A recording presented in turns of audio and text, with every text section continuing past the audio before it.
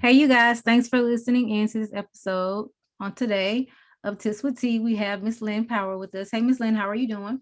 Hi, I'm great. How are you doing? I'm doing awesome. Thank you so much for being a guest on the show today. So, tell us more about yourself and what you do. So, I'm an entrepreneur. I started a hair care brand, Clean Premium Hair Care, in February of 2020 is when we launched. It was in the works for a couple years before that. My partner actually worked on the formulations for 10 years. And before that, I spent like my entire career in advertising and marketing. Awesome, awesome. Yeah. So, how was your journey while you were launching your business? How was that journey for you? So, it was definitely an interesting one because for obvious reasons, COVID has made things super unpredictable. So when we launched, we were, really wanting to develop some salon partnerships. And then of course, all the salons shut down. So we ended up really focusing on our current customers, growing our customers, focusing on our content, because that was one thing we can control, and really just building that out, and then focused on a bunch of partnerships with other brands, that was amazing. A lot of small indie female founder brands that we connected with, and we're able to support each other, and that's been one of the like positives that's come out of COVID, I think, for us. Yeah, a lot of people had to learn how to pivot in COVID because COVID was just um took us for I can say took us for a win, but it was very highly unexpected. But I'm glad some people have managed to stay afloat and found ways to bounce back. Yeah, me too. I mean, it's definitely hard for small businesses. We've been really going out of our way to try to support, the local businesses, because I don't think anyone thought it would be this long. You know what I mean? It's like when we went into lockdown in March, I think it was like, oh, a couple months. Okay, fine. And here we are, it's coming up on a year. You Right. know, Mhm. it's crazy. So I think, and I don't, I think the reality, which for all of us, is that it's never going to go back to the way it was exactly, right? Like, I think as we're seeing now mutations and other forms of the virus, I think it's going to be like the flu, where every year there's going to be this new strain, and Mhm. we're going to have to get vaccinated, and it's just going to be there. Mhm. I hope I'm wrong. I was thinking the same too, because I actually had realized I'm like, God, we really didn't even have a flu season this year. It just mainly was COVID because the Right. normally it's bad, have its bad outbreaks every year, but they can maintain it. But this year I didn't have heard anything about it. So Yeah. And maybe it's because people are staying inside and they're not spreading the flu as much. So mhm, I guess maybe that's a good thing. yeah, it is. Yeah. But so what are some tips that you would give to someone to launch a business with little or no money at this time if they want to launch one? Yeah. So okay. So the good thing for me is I came from the marketing and advertising world, so I kind of have that sort of insider knowledge on what it takes to launch a business. And the bad thing for me is I have no money. So we are totally self-funded. We don't have investors. I spoke to a few investors early on, and I found it to be a very frustrating experience because I think they make assumptions about you as a founder, which we all have dealt with, I'm sure. And a lot of them said, "Oh, it's a really great story, and we love the product, but we want to see you get some traction," Mhm, which to me is like, well, that's not when I need the help. You know mhm, what I mean? I need the help now. So we just decided, you know what? I'm not going to spend any more time dealing with investors. We're going to do it ourselves. And what that means is that I have literally like two nickels to rub together. So my tips for anyone. So first of all, make sure that you have a viable, scalable business, that it's not just an idea that you love, but it's actually an idea that you can sell.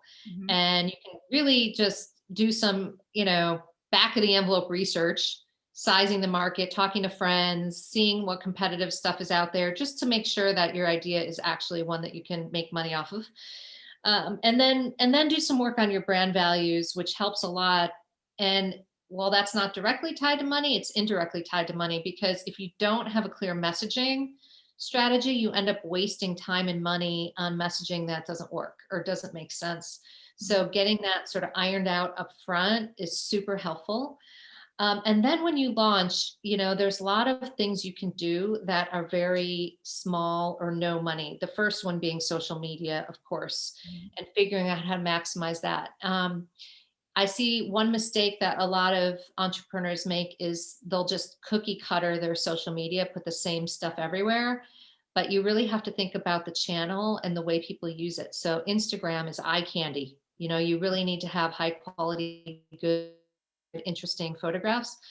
Facebook is more, it could be events, it could be promotions, it could be giveaways, it could be articles. It's more, people willing to dig in a little bit. Also backstory, story about the founders. Pinterest is discovery. So that's, we treat that kind of similar to Instagram, and that people are, but a little bit more educational maybe. And Twitter, we're on Twitter. And those are all channels that you can deploy, really without spending any money. So that would be the first thing. The second thing we do is we do a lot of sampling, and I don't pay for posts. So we'll get influencers who will reach out to us, and I just do it in exchange for products.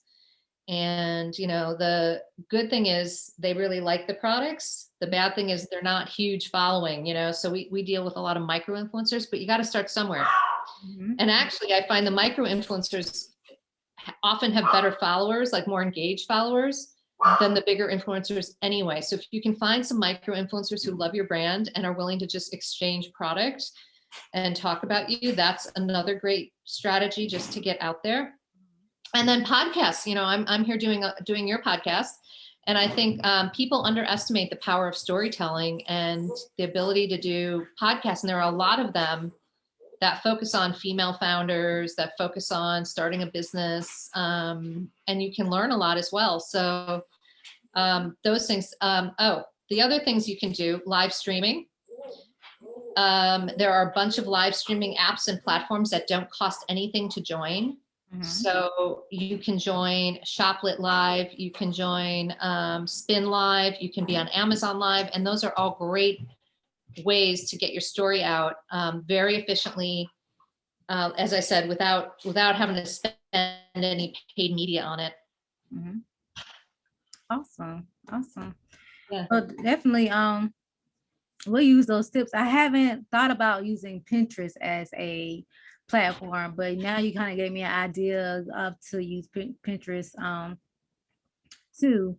So definitely we'll try to include that platform as well, because I basically mainly been focusing on like LinkedIn and Yes.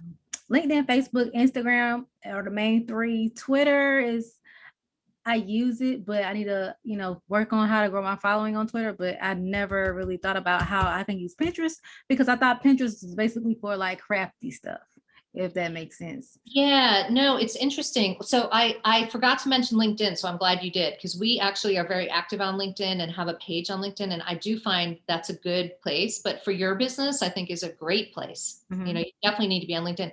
I think Pinterest is interesting because we actually get a ton of eyeballs. We get a lot of traffic to our site from Pinterest. We just don't get as much conversion. So it's more like people that are more browsing, but it's a great way to build awareness. So if you think of it that way, and education, if you want to, provide money tips, people would definitely be down for that on Pinterest. And I think you'd get a lot of traffic. So it's just a matter of like thinking about the whole funnel, like holistically, and like, because I have to make sure that I'm doing some things that drive conversion too, which tends to be more Facebook versus just awareness building, because that's good. But, at the end of the day, you need sales too, Yeah. Awesome. So, thank you for being a guest on the show today. So tell our listeners how they can get in contact with you, how they can get your hair products, and I can share the slides for you.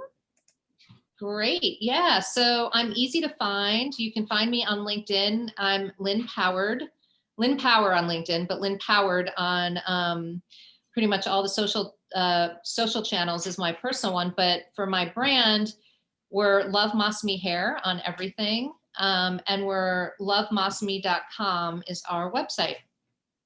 Awesome. Awesome.